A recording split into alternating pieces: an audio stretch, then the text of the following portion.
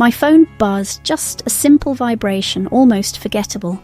I picked it up, thumbed through the usual calendar reminders, spam, grocery coupons, and then I saw it. The message wasn't meant for me, I could tell by the bluntness, by the lack of apology or the usual sugar-coated pleasantries. "No need to worry, Erin's off the list for the Callahan cruise." The bubble glowed on my screen as if waiting for me to react, to explode, to beg. But I didn't. I just stared at it, really stared, until the words blurred and my reflection, faint and tired, looked back at me from the glass. The kitchen was silent except for the faint Seattle rain tapping at the window. On the fridge there was a family photo from last summer's 4th of July cruise, everyone crowded together, beaming in matching polos and shades. My own face, cropped at the very edge, half out of the frame. You might expect me to feel furious or broken. I felt neither. Just clarity, like an ache that finally turns numb enough to name. This was never accidental, it was precise, like a surgeon's cut. This year, I realised, I wasn't going to disappear quietly. I wouldn't let them write me out of the story with a shrug and a side glance.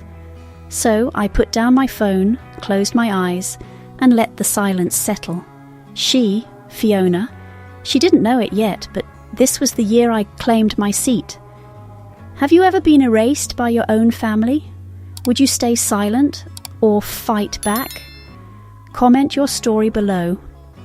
I didn't grow up around yachts or crab feasts or family crests etched into serving platters. I grew up in Montana, where you learn to fix your own tires, ride out your own storms, and survive on stubbornness and caffeine. My parents ran a feed store.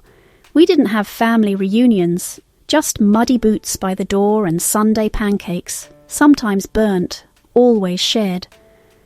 When I met Patrick Callahan, I thought I'd stumbled into some lost chapter of The Great Gatsby, only Irish and drenched in Pacific drizzle. His family, old Seattle money, the kind with ancestral summer homes and the good Irish whiskey, welcomed me at arm's length, not cold, just reserved. Tradition, they'd say, like a password I never quite learned. After we married, I tried everything. I learned Dolores's soda bread recipe by heart, even though she never actually ate the version I brought to Easter brunch. I bought tartan scarves for everyone at Christmas, arranged the napkins in navy and green, even started going to Patrick's business dinners and sitting through endless toasts to family legacy. Each gesture felt like pushing at a locked door, one that never swung open, only creaked to let me peer inside. The Callahan cruise was the real test. Every July 4th, the entire clan, Dolores and her sharp pearls, Fiona with her glass of Pinot, Patrick's cousins and their Instagram-perfect kids, would board a gleaming yacht for the day. There'd be group photos on the deck, lobster rolls, the national anthem blaring from a Bluetooth speaker, and laughter that sounded like it had been rehearsed. I was always invited, technically, but never as one of them.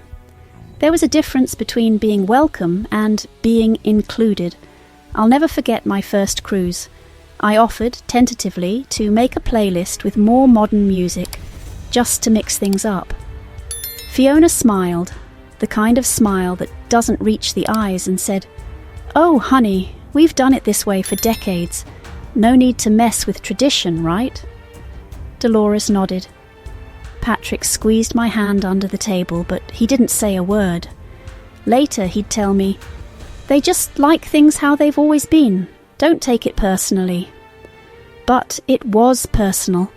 It became more obvious at every holiday. At the Christmas party, the place cards were handwritten, every name carefully inked except mine. I sat at the end of the table beside the extra salad fork, my name replaced with guest. On my birthday, Dolores posted a family photo on Facebook. I was there, barely, half my face blurred at the edge of the frame. No one noticed, or maybe they did. I told myself, maybe next year.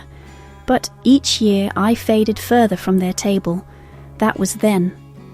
Now, staring at the text that cut me out of this year's cruise, I realised some stories never change unless you force the ending yourself. Last winter, when the restaurant nearly folded under the weight of a surprise health inspection and a new rival opening down the block, I was the one who stepped in. I built a social media campaign overnight. I called every supplier, every old favour. I sat in the office after midnight, crunching numbers, fighting panic. And when we pulled through, when Dolores toasted the family's grit at Sunday dinner, it was Fiona's name they cheered. "Fiona found a way," Dolores said, holding up her glass. "She always does." I sat beside Patrick, my own wine untouched, watching Fiona nod graciously and change the subject. But I let it slide. That's what you do in the Callahan family. You keep your head down, let the wind blow over you, until of course it blows you right off the boat. 1 week before this year's cruise, Patrick cleared his throat as we made coffee. "Fiona says there's not enough room on the yacht this year. They want to keep it, just blood family." He looked away. "Sorry, Erin. Just blood family." The words echoed, sharp as glass. That evening, when Patrick left his laptop open, I saw the guest list on the screen. My name erased, replaced by Jessica Lambert, Fiona's college roommate, now a venture capitalist in a bold red suit. Definitely not a Callahan by blood. A day later, I got the official notice from the charter company. "Your cabin reservation has been cancelled per request." The request was time-stamped, signed by Fiona. I stared at the email for a long time. Not a single emotion came, just a strange, ringing quiet, the kind you hear after a car crash. That's when I started saving things. Screenshots, group texts, little digital slights that, on their own, looked harmless. Together they built a case. The email with the subject line, "Only direct family this year." The dinner invite where my address was "Forgotten." The RSVP from Jessica. "Thanks for including me again. Last year was unforgettable. A timeline of erasure, documented in pixels." Sometimes I'd look back, remember old slights that had seemed small at the time. The Thanksgiving 3 years ago, when I spent hours prepping pumpkin pie and ended up at the overflow table with toddlers and coats. Meanwhile, Fiona's yoga friends were at the head, clinking crystal and trading inside jokes. This time, I kept every receipt. Even if no one else cared about the truth, I did. Every exclusion has a paper trail, if you're willing to look for it. I started with the group texts, screenshots of chat threads where plans for brunches, birthdays, even simple Sunday walks had been made. My name always missing or tacked on as an afterthought, usually too late for me to attend. I scrolled through photos on social media, 4th of July pictures, Christmas at the lake house, Dolores' birthday at the art gallery. In each one, I was either awkwardly placed at the edge, cropped by a cousin's shoulder, or simply absent altogether. I found my own RSVP to last year's cruise, buried deep in my inbox. "So happy to join. Let me know what I can bring." There was no reply, but the follow-up thread had gone on for days. Plans made, drinks assigned, inside jokes traded. Not one message included me. It wasn't just digital. I opened the file cabinet in the spare room and pulled out our contract for the yacht, signed by both Patrick and me. My name in black ink, alongside the bank statement with my signature for the down payment. I'd worked double shifts at my first job in Seattle to afford that check. Patrick had called it our leap of faith. Now it felt like a piece of evidence I'd almost forgotten to keep. One night, Patrick caught me hunched over the kitchen counter, papers spread out like a detective's caseboard. "Erin, what are you doing?" His voice was gentle, tired. "You can't let them get to you like this. You know Fiona. You know my mum. Just don't rock the boat, okay? It's not worth it." He reached for my hand, but I pulled away. "Not rocking the boat is how I got erased," I said quietly. He exhaled. I just want peace, please." "Peace for whom?" I asked, but he had already left the room. It was after midnight when I found the old email from Dolores, buried under hundreds of forwards. It was brief, almost grudging, sent at 1:12 a.m. after the restaurant crisis. "You pulled us through, I know that, thank you." I printed it and added it to the growing stack. The next day I found a string of emails between Fiona and a law firm tucked into the wrong folder. Her words, "Is there any way to legally minimize Erin's claim? We want to ensure Callahan assets stay in the family, blood only." The lawyer's reply was careful, hedged with disclaimers. But the intent was clear. I sat in the lamplight and realized I wasn't gathering evidence for them. I was gathering it for me. For all the years I'd gaslit myself into believing I was just sensitive, just overthinking, just not trying hard enough. I started a timeline, each slight, each omission, every moment I'd apologized for wanting to belong. By Friday, I had a folder as thick as a legal brief. Printed contracts, the yacht purchase agreement, the down payment slip, screenshots of exclusion, Dolores's midnight thank you, Fiona's request to erase me, all of it. I called the cruise company. My voice shook only once. "This is Erin Callahan. I'm confirming my co-ownership for the July 4th charter. Please make sure all documentation is in order before boarding." The reply was swift, professional. "Absolutely, Ms. Callahan. We look forward to seeing you on board." On the morning of the cruise, I dressed in navy. Nothing flashy, nothing for the family, only for myself. I packed only what mattered. My folder, a change of clothes, a small leather journal.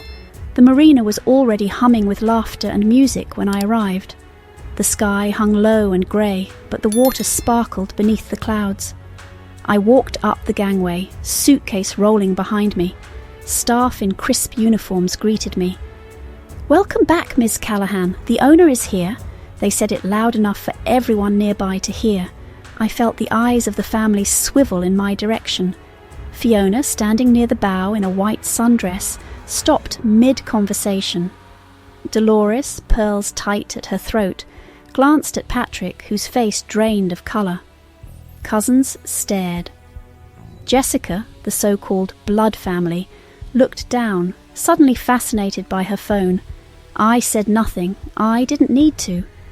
I locked eyes with Fiona and saw, just for a split second, fear flicker across her perfectly made-up face. They thought I would walk away. This time, I walked on board. The dining salon glowed gold in the lamplight, glass and silver catching reflections as everyone gathered around the long table. The yacht was steady, slicing through open water, but the tension aboard pulsed beneath the laughter and forced conversation. Outside, the last streaks of sunset faded. Inside, tradition was on display. Wine poured, toasts given, plates artfully arranged. Fiona stood, phone already angled for her best side, her voice syrupy as she began streaming live. "Tonight, as we sail together, I'm reminded how our family's heritage is our anchor. Loyalty, love, sacrifice, the Callahan legacy." She panned the camera, catching Dolores's approving nod, Patrick's forced smile, Jessica's perfectly rehearsed toast. I waited, listening as she praised those who embody what it means to be a Callahan, and thanked everyone for preserving our story, generation after generation. The speech was flawless. So was the lie. When the applause faded, I stood, my chair scraped against the teak floor, a sharp, clean sound that cut through the room. Fiona paused, her live stream still rolling, uncertain. "Before we finish this toast," I said, my voice even, "there's something I need to contribute to this legacy." I set the folder on the centre of the table and unclasped it with steady hands. My heart hammered, but my voice didn't shake.